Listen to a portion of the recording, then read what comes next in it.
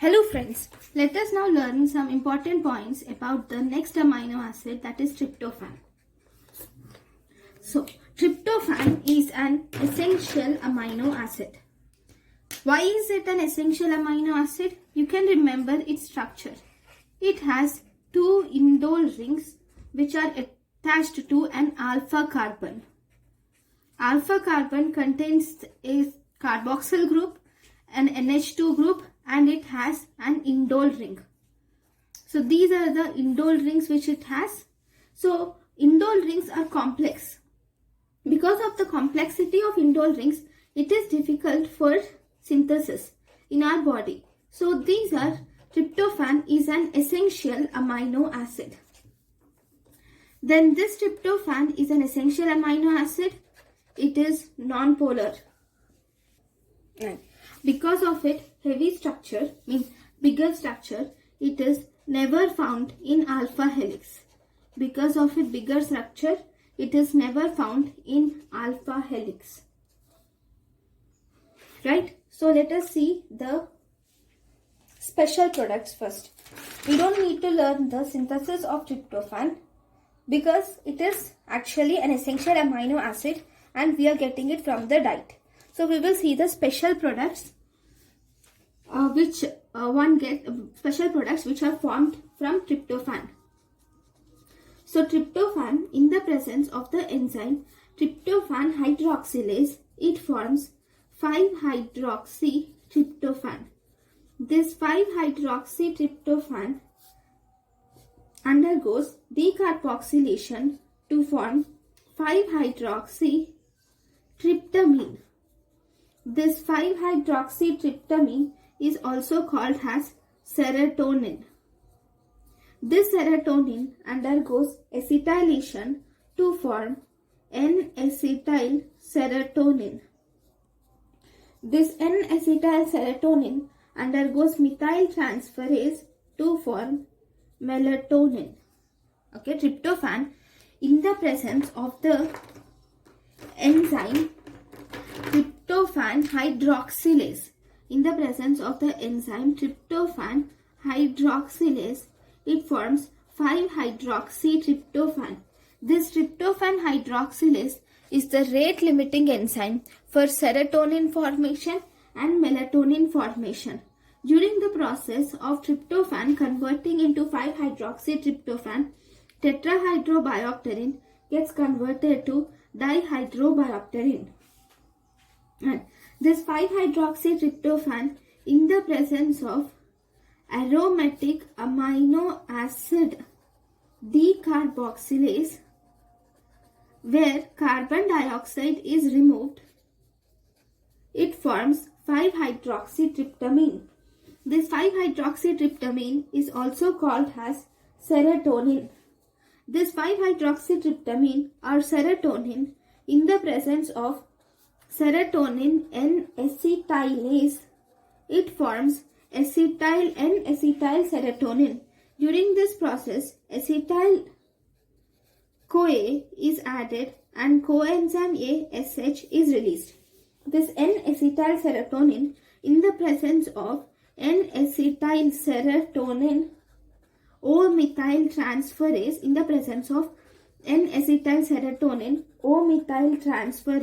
it forms melatonin.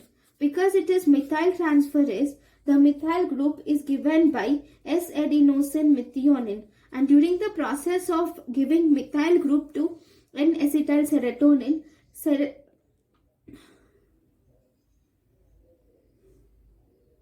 S-adenosyl methionine gets converted to S-adenosyl homocysteine. Thus, melatonin is formed. So, if you see, this process helps in the production of this serotonin, which is also called as 5-hydroxytryptamine, and melatonin from tryptophan. Now, this serotonin is synthesized in intestine or in the placenta. It is synthesized in intestine and placenta. It is a neurotransmitter which is responsible for mood elevation. And the serotonin is also responsible for GI motility and temperature regulation. Right, now we will see some important how serotonin is degraded. So in the degradation, this serotonin gets converted to 5-hydroxyindole acetate. This 5-hydroxyindole acetate gets converted to 5-methoxyindole 3 acetate. 5-hydroxyindole acetate gets converted to 5-methoxyindole 3 acetate. Now, this serotonin gets converted to 5-hydroxyindole acetate in the presence of the enzyme monoamine oxidase, and during this process, ammonia group is released. Ammonia is released. Next, this 5-hydroxyindole acetic acid is excreted in the urine. So, if there is any increased serotonin in our blood, like carcinoid syndrome, you can see increased 5-hydroxyindole acetate in the urine. Right. So this is one special product which is formed, which is serotonin and melatonin. Then the next special product is through the pathway called as kynurenine anthranilate pathway. This pathway, I am writing the whole pathway, but we do not need to remember the whole pathway. So let me first write it. Tryptophan, in the presence of the enzyme tryptophan pyrrolase, it forms N-formyl kynurenine. This N-formyl kynurenine, in the presence of formamidase, it forms kynurenine. This kynurenine, in the presence of kynurenine hydroxylase, it forms 3-hydroxykynurenine. This 3-hydroxykynurenine, again in the presence of kynurenine hydroxylase, it forms 3-hydroxyantranilate.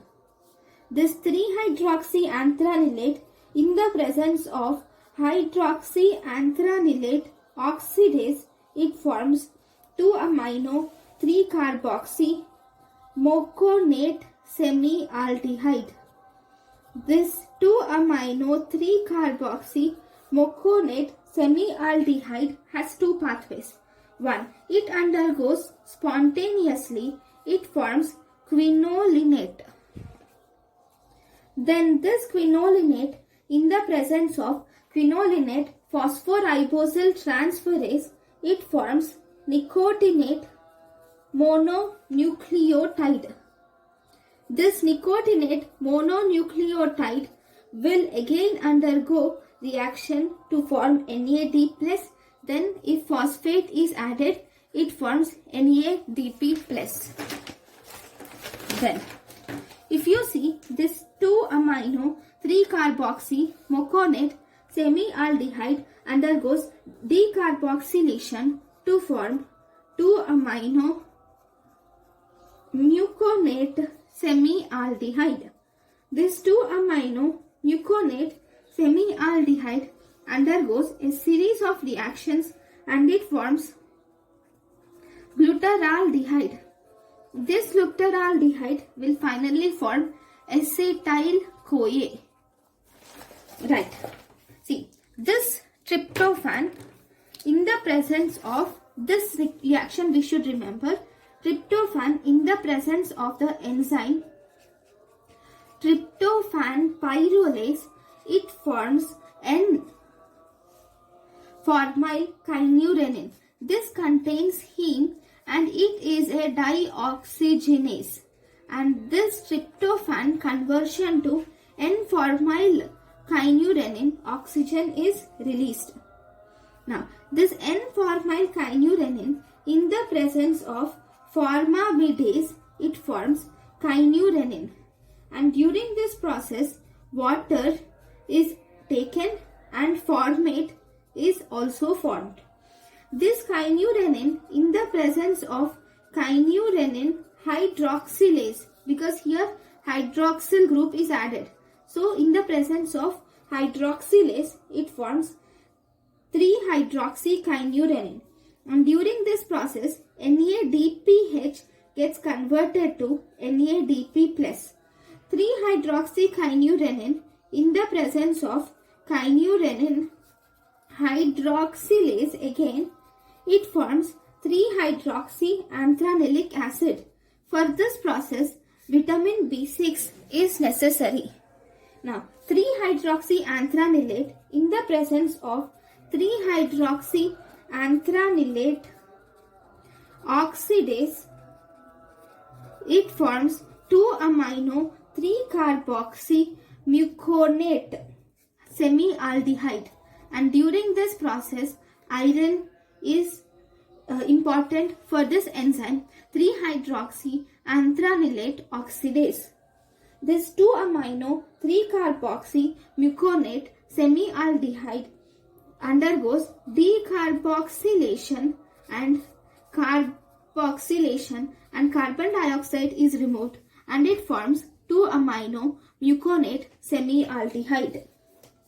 Now, this quinolinate in the presence of the enzyme quinolinate phosphoribosal transferase, it forms nicotinate mononucleotide. For this, phosphoribosal pyrophosphate is added, right? And then it forms NADP and NADPH. All this is nothing but different forms of niacin, right?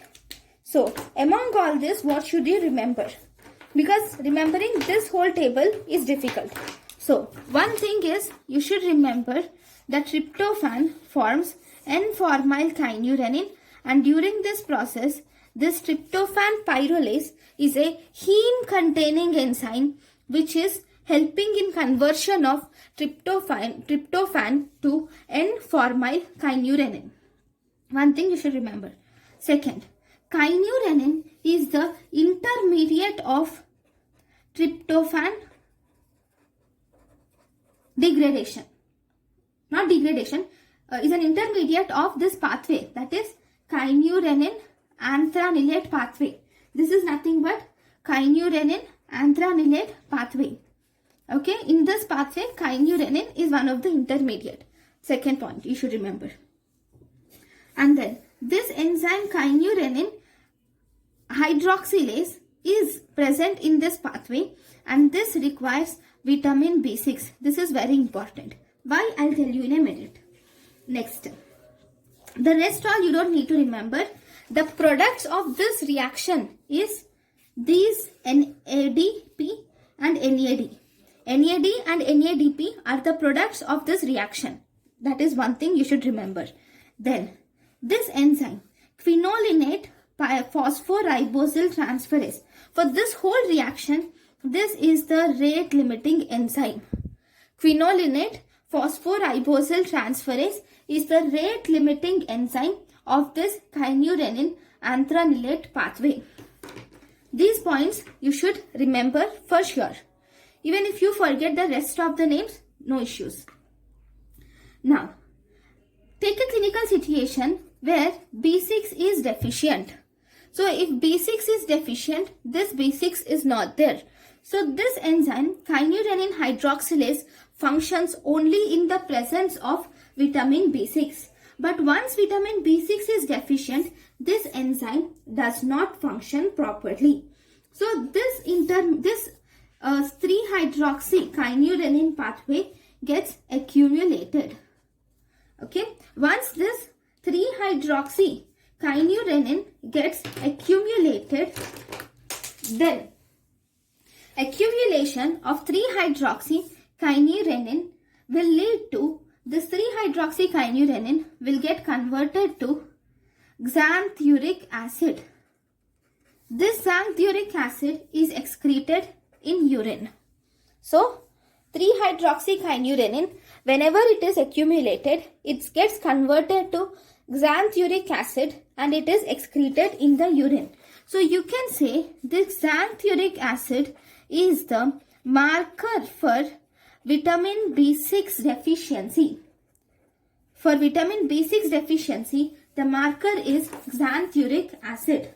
So, with this pathway, tryptophan is getting converted to NAD, NADP or nicotinate mononucleotide. That is nothing but niacin.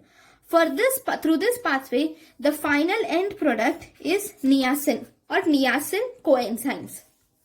Fine. So, if we take 60 milligrams of tryptophan, if you give 60 milligrams of tryptophan in this pathway, then only 1 milligram of niacin is formed. Okay, and among the because tryptophan is the essential amino acid, among the amount of tryptophan which we consume, among that only 3% of tryptophan will enter this pathway. So important thing is 60 milligrams of tryptophan if you give, it forms 1 milligram of niacin, and with this pathway only 3% of tryptophan enters this pathway. So this is about the kynurenine anthranilate pathway. So thank you guys for watching my lecture. We'll see the degradation also. It will be done. Degradation of tryptophan is a very small pathway. So I will complete it off. So tryptophan gets converted to, it gets degraded to indole 3 pyruvate in the presence by removing ammonia, that is amino group. Then carbon dioxide is also removed. See, amino group is removed as ammonia during the conversion of tryptophan to indole 3 pyruvate. This indole 3 pyruvate, the carboxyl group is removed in the form of carbon dioxide and it forms indole acetic acid. Okay, this indole acetic acid is the end product and it is excreted in urine. Then there is one more pathway. This tryptophan first undergoes decarboxylase, okay, and it forms tryptamine. Now this tryptamine, ammonia group or amino group is removed as ammonia and it forms indole acetic acid, which is also excreted in urine. Then this tryptophan also gets converted to 5-hydroxytryptophan. And this 5-hydroxytryptophan, now here there is hydroxylation. Tryptophan, in the presence of hydroxylase, it forms 5-hydroxytryptophan. This 5-hydroxytryptophan here, by decarboxylation, where carbon dioxide is removed and it forms 5-hydroxytryptamine. This 5-hydroxytryptamine, in the presence of hydroxyindole acetate, gets converted to hydroxyindole acetate, which is excreted in urine. So this is about degradation of tryptophan. Thank you guys for watching my lecture. Thank you.